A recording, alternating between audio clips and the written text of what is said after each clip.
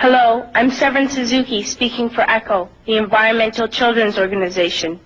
We're a group of 12 and 13-year-olds trying to make a difference.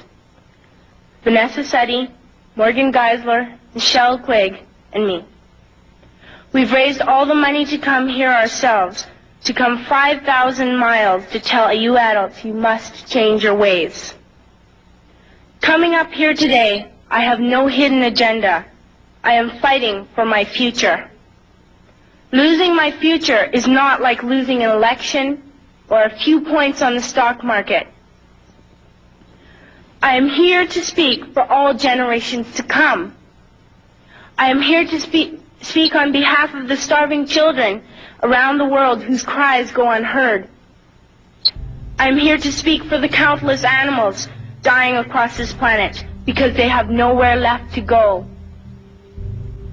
I am afraid to go out in the sun now because of the holes in our ozone.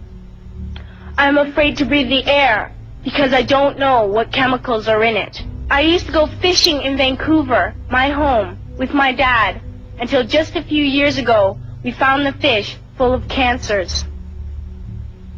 And now we hear of animals and plants going extinct, every day vanishing forever. In my life, I have dreamt of seeing the great herds of wild animals, jungles and rainforests full of birds and butterflies. But now I wonder if they will even exist for my children to see. Did you have to worry of these things when you were my age?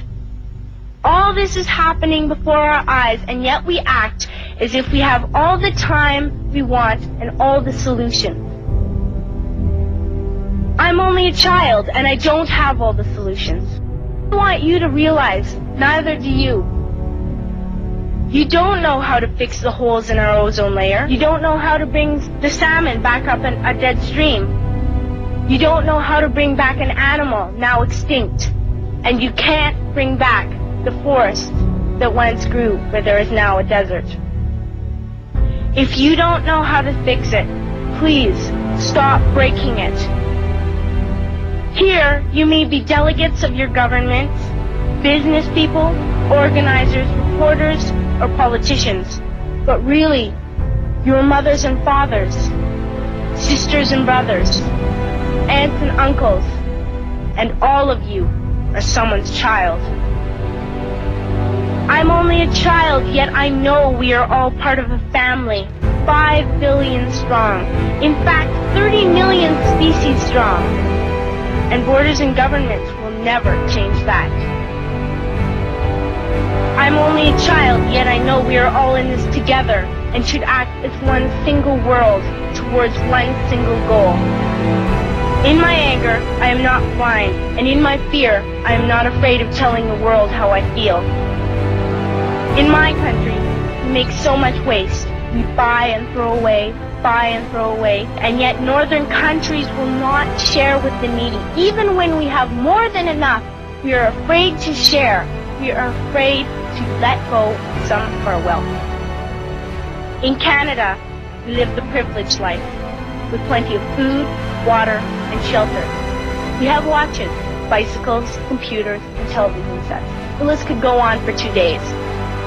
2 days ago, here in Brazil, we were shocked when we spent time with some children living on the streets.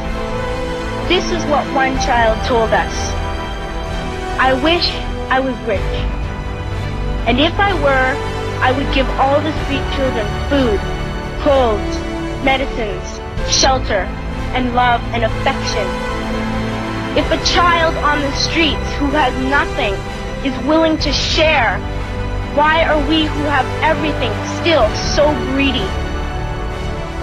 I can't stop thinking that these are children my own age, that it makes a tremendous difference where you are born. That I could be one of those children living in the favelas of Rio. I could be a child starving in Somalia, or a victim of war in the Middle East, or a beggar in India. I am only a child, yet I know if all the money spent on war was spent on finding environmental answers, ending poverty, and finding treaties, what a wonderful place this earth would be. At school, even in kindergarten, you teach us how to behave in the world. You teach us not to fight with others, to work things out, to respect others, to clean up our mess, not to hurt other creatures, to share, not be greedy. Then why do you go out, do the things you tell us not to do?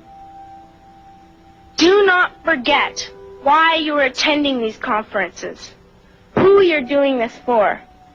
We are your own children. You are deciding what kind of a world we are growing up in. Parents should be able to comfort their children by saying, everything's going to be all right.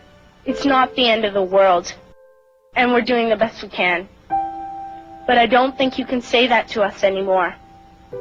Are we even on your list of priorities?